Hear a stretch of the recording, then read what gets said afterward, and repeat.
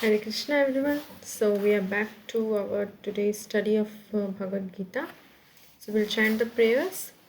Om Jnanatimidandasya Gananjana Shalakaya Chakshurmilitam Yena Tasmai Shri Guruvei Namaha Shri Chaitanya Manovishtam Sthapitam Yena Bhutale Swayam Rupakadamayam Dadati Swapadantikam Vandeham Shri Guru Shyatapadakamalam Shri Gurun Vaishnavam श्रीरूपं सागरजातं सागना रघुनाथान्वितं तं सजीवं साद्वैतं सवधूतं परिजनसहितं कृष्णचैतन्यदेवं श्रीराधाकृष्णपदान् सहगना ललिता श्रीविशाखान्वितांश्च हे कृष्ण करुणा सिन्धु दीनबन्धु जगत्पते गोपेश गोपिकान्त राधाकान्त नमस्तुते तप्त काञ्चन गौराङ्गी राधे वृन्दावनेश्वरी वृषभानुसुते देवी प्रणमामि हरिप्रिये पंचकल्पतरुभ्यश्च कृपा सिन्धुभ्येव च पतितनां पावनेभ्यो वैष्णवेभ्यो नमो नमः।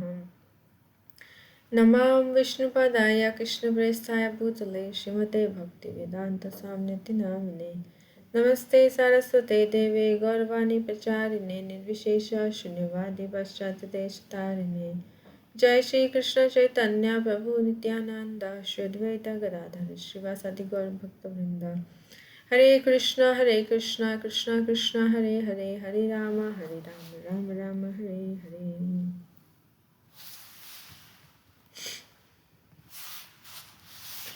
Okay. Hare Krishna. So last time we covered till 55th shloka of second chapter of Bhagavad Gita, and the second chapter is entitled Contents of the Gita Summarized. So 55th verse we covered, so today we'll see 56th verse. Dukkheshu anudvigna manaha sukheshu vigata spraha vitaraga bhaya krodha stita dhirmuni uchyate. So we saw yesterday that Arjuna asked what is the symptom of a one who is actually stita pragya. The word was used. Stita pragyasya ka bhasha. So what are the symptoms of one whose consciousness is merged in transcendence like that? How does he speak? And so on. So what is the symptom of a person who is Krishna conscious or is fixed? So Krishna said in the 55th verse, he mentioned that he is free from the desire for sense gratification, which arise from mental concoction, and his mind is purified, and therefore he is satisfied in self alone. And further, he is saying that. Okay, we'll read the word to word meaning first. Dukheshu in the eight threefold miseries, anudvigna mana, without being agitated in mind, sukheshu in happiness, vigata spriha, without being interested, vita free from raga attachment, bhaya fear, krodha and anger, stita dhir, whose mind is steady, muni a sage, uchyate is called. Translation purport by His Divine Grace Srila Prabhupada. Srila Prabhupada ki jai. One who is not disturbed in mind even midst the threefold miseries or elated when there is happiness, and who is free from attachment, fear and anger, is called a sage of steady mind. Purport. The word Muni means one who can agitate his mind in various ways for mental speculation without coming to a factual conclusion. It is said that every Muni has a different angle of vision, and unless a Muni differs from other Munis, he cannot be called a Muni in the strict sense of the term. Nashav Rishi Yasha Matam Na Bhinnam. Mahabharata Vanaparva 313.117. But Stita Dhir Muni, as mentioned herein by the Lord, is different from an ordinary Muni. So, ordinary Muni is what? That means one who can agitate his mind in various ways for mental speculation without coming to a factual conclusion. So, and the Muni, every Muni will have a different angle of vision. So, it's an ordinary, the Muni term is used for them. But Sthita Dhir Muni means it is different. What is that? The Sthita Dhir Muni is always in Krishna consciousness, for he has exhausted all his business of creative speculation. He is called Prashanta Nishresha. Nishesha Manorathanta Stotra Ratna 43, or one who has surpassed the stage of mental speculations has come to the conclusion that Lord Sri Krishna or Vasudev is everything. Vasudeva Sarvamiti Sa Mahatma Sudullabha is called a Muni fixed in mind. So Sthitadhir Muni is a Krishna conscious one who is fully Krishna conscious is called a Sthitadhir Muni. Um, So, is called a Muni fixed in mind. Such a fully Krishna conscious person is not at all disturbed by the onslaughts of the threefold miseries. So, one who is Krishna conscious is never disturbed by any material problems, by any material miseries.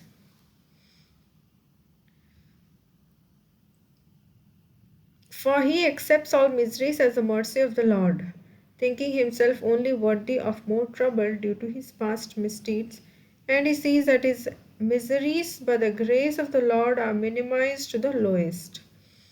Similarly, when he is happy, he gives credit to the Lord, thinking himself unworthy of the happiness.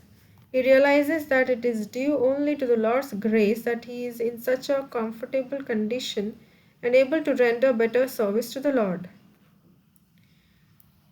So, if he faces any kind of misery, then he accepts it as mercy of the Lord, thinking that as per my own misdeeds, I was about to suffer even more. But by the mercy of the Lord, I'm getting just a fraction of it.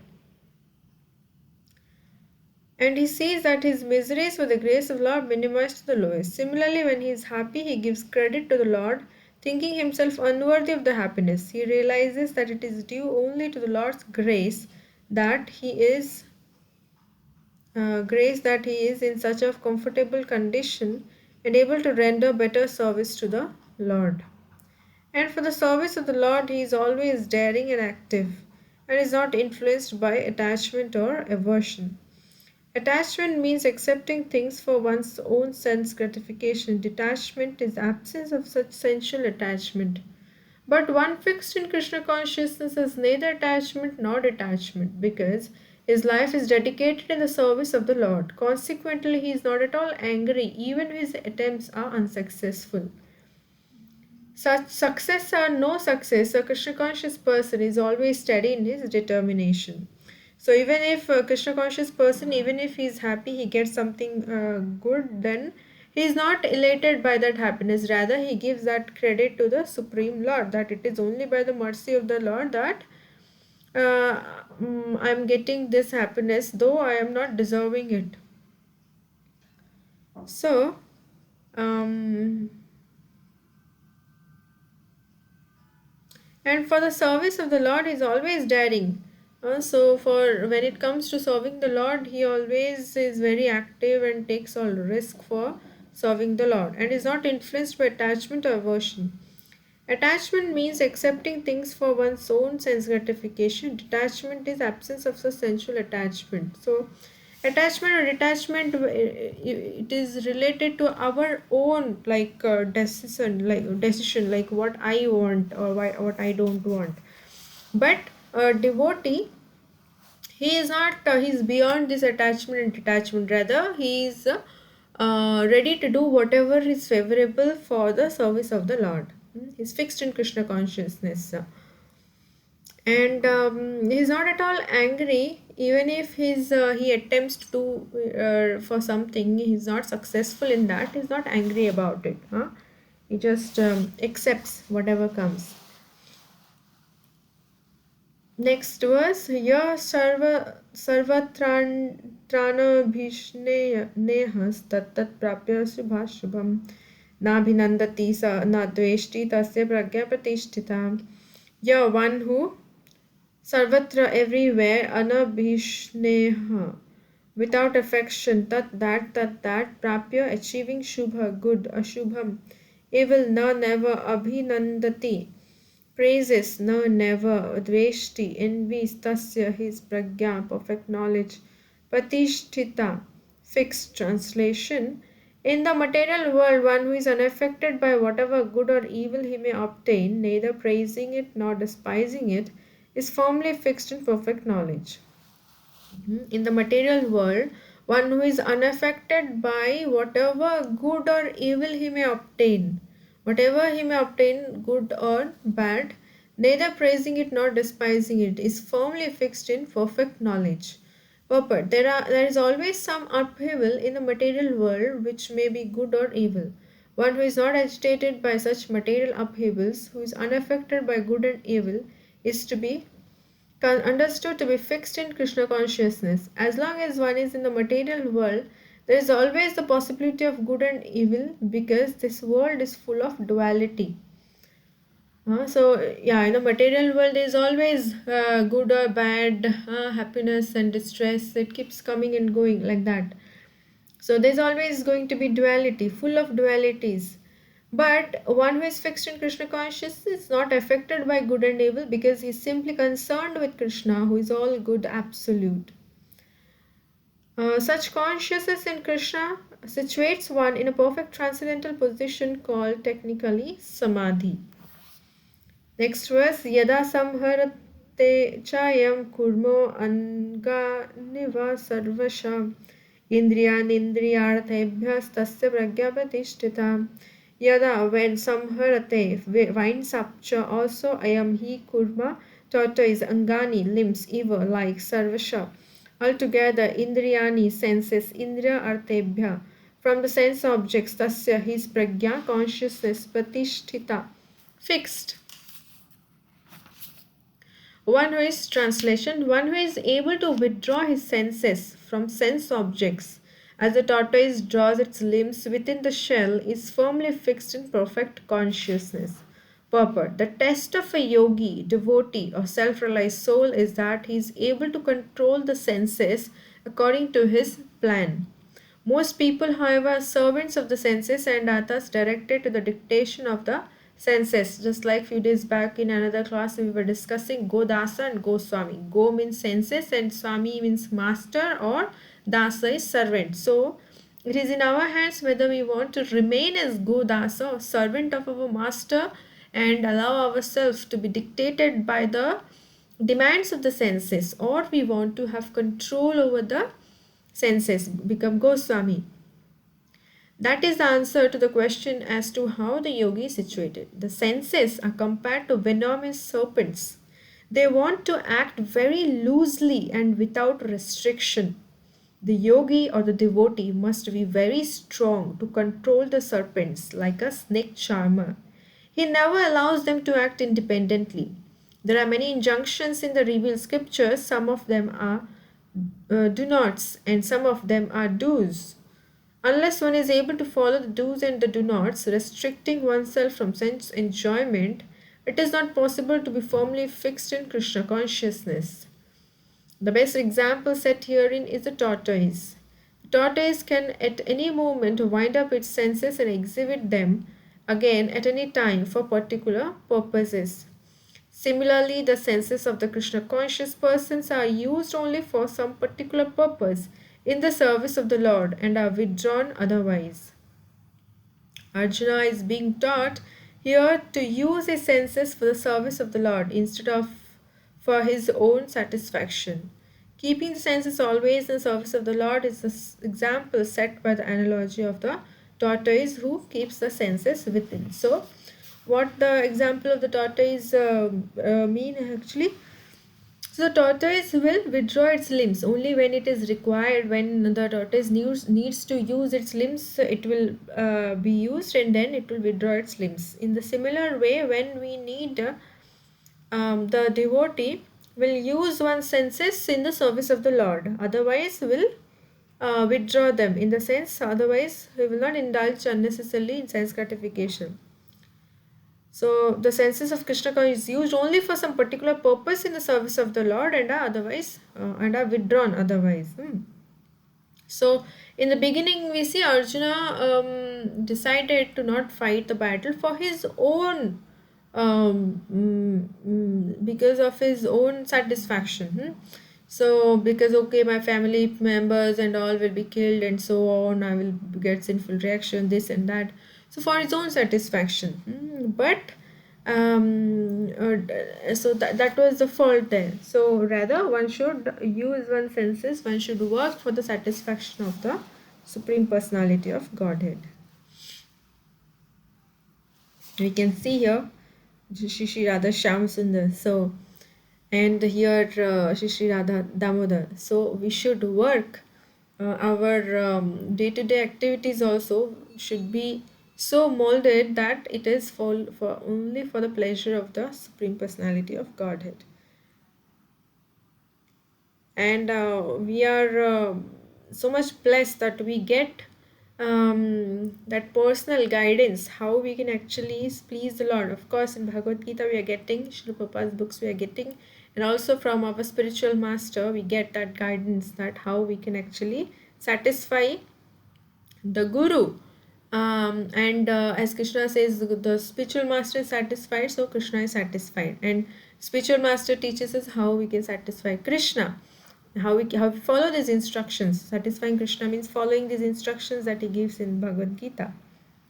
So next verse. Vishya vinivartante niraharasya dehina rasavarjam rasapiyasya tvaram drishtva nivartate. Vishaya, objects for sense gratification, vinivartante, are practiced to be refrained from. Niraharasya, by negative restrictions, dehina, for the embodied. Rasavarjam, giving up the taste, rasa, the sense of enjoyment, api, although there is asya, his. Param, far superior things, drishtva, by experiencing. Nivartate, he ceases from. Translation: though the embodied soul may be restricted from sense enjoyment, the taste for sense objects remains. But ceasing such engagements by experiencing higher taste, he is fixed in consciousness. So, the embodied soul. So we may try to restrict ourselves from sense gratificatory activities, but the taste for those sense objects still remains. We still that hankering, that it keeps lingering in the heart. But if we can experience a higher taste, then easily we can be fixed in consciousness, giving up the lower taste. But unless one is transcendently situated, it is not possible to cease from sense enjoyment. The process of restriction from sense enjoyment by rules and regulations is something like restricting a diseased person from certain types of eatables. So a diseased person is still willing to eat different kind of food, but is restricted by the doctor to eat certain things for his health purpose. But still he has that tendency to, I mean, he likes XYZ kind of food preparations and he likes to eat it. The patient, however, neither likes such restrictions nor loses his taste for eatable. Similarly, sense restriction by some spiritual process like Ashtanga Yoga, in the matter of yama, niyama, asana, pranayama, pratyahara, dharana, dhyana, etc., is recommended for less intelligent persons who have no better knowledge. But one who has tasted the beauty of the Supreme Lord Krishna in the course of his advancement in Krishna consciousness no longer has a taste for dead material things. Therefore, restrictions are there for the less intelligent neophytes in the spiritual advancement of life. But such restrictions are only good until one actually has a taste for Krishna consciousness. When one is actually Krishna conscious, he automatically loses his taste for pale things. So in the beginning, it may seem to be a restriction for us also, but when one becomes more and more fixed in Krishna consciousness, it becomes a very natural thing because we lose taste. For example, if you have been practicing Krishna consciousness for a few years or so, you can remember that in the beginning you may be liking to eat certain food items in particular restaurant or something. But after coming to Krishna consciousness, you artificially try to restrict, because you are still hankering to eat it, but you know that you have to offer and eat, so you cannot eat those outside food which is not worthy of offering to the Lord. So you are like, oh, no, no, no, I cannot eat this, like that. You are restricting your mind. But after over a period of time, you see that naturally you lose your taste for those things. So that is what is mentioned. Um, when one is actually Krishna conscious, he automatically loses his taste for for pale things. 60th verse, yata to hi api konteya purushasya vipaschita indriyani pramathini haranti prashabham manaha yatata. While endeavoring, he certainly api in spite of Konteya, O son of Kunti, Purushasya, of a man, Vipaschita, full of discriminating knowledge, Indriyani, the senses, Pramatini, agitating, Haranti, throw, Prasabham, by force, Mana, the mind. The senses are so strong in impetus, O Arjuna, that they forcibly carry away the mind even of a man of discrimination who is endeavoring to control them. Even if one is trying to control the senses, control the mind, but the senses are so strong. As in last to last verse, it was mentioned, they are like venomous serpents, poisonous serpents.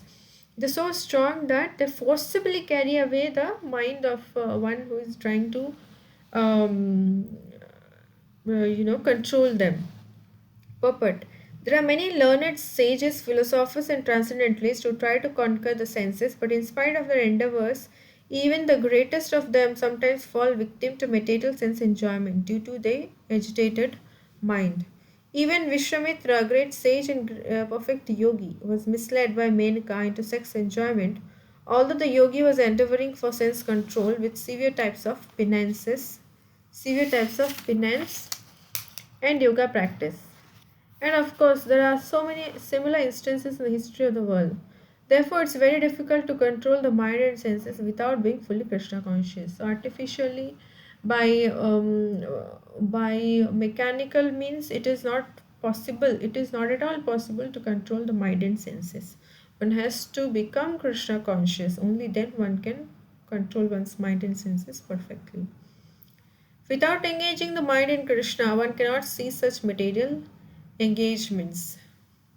Without engaging the mind in Krishna, one cannot see such material engagements. A practical example is given by Sri Yamunacharya, a great saint and devotee, who says, Yadavadi mama cheta Krishna padara vinde nava navaras dhamani udyatam rantum asit tadavadi batanari sangame smaryamane bhavati mukha vikara sushtu nishtivanam cha. Since my mind has been engaged in the service of the lotus feet of Lord Krishna, and I have been enjoying an ever new transcendental humor, whenever I think of sex life with a woman, my face at once turns from it and I spit at the thought. Krishna consciousness is such a transcendently nice thing that automatically material enjoyment becomes distasteful. It is as if a hungry man has satisfied his hunger by a sufficient quantity of nutritious eatables.